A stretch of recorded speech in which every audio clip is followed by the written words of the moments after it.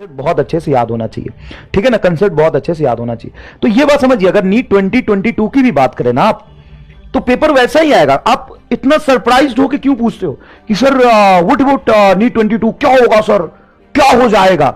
अरे कुछ भी होगा, पहली चीज तो सारे बेसिक कंसेप्ट आपको आएंगे तभी आप कुछ कर पाएंगे।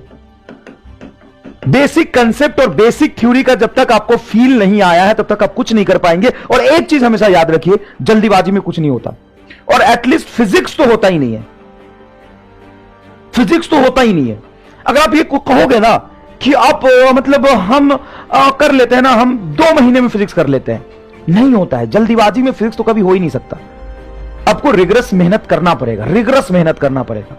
अब आसान नहीं है 30 चैप्टर, 30 चैप्टर में कम से come on an average 10 topic मानता हूं मैं, तो 300 कंसेप्ट, 300 से 400 कंसेप्ट, कब 400 basic feel, basic formula, basic limitations, कब वो अप्लाई हो सकता है, कब नहीं अप्लाई हो सकता है, ये चीज आपके दिमाग में होना चाहिए। समझ में आया कि नहीं है?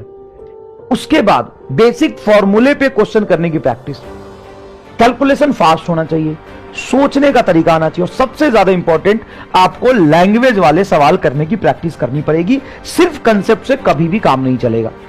और आपको लगता है कि आपको सारा, आपको मैं सच बताऊं ना, तो इतना फिजिक्स आता है यार, लेकिन उसके बाद जो लैंग्वेज पढ़ के समझना और फिर उसके अकॉर्डिंग सोचना, ये टाइम टेकिंग होता है, ये टाइम खाता है, ये टाइम खाता है। समझ में आया कि नहीं है? ये टाइम खाता है। तो इन चीजों का आप ध्यान रखेंगे बस।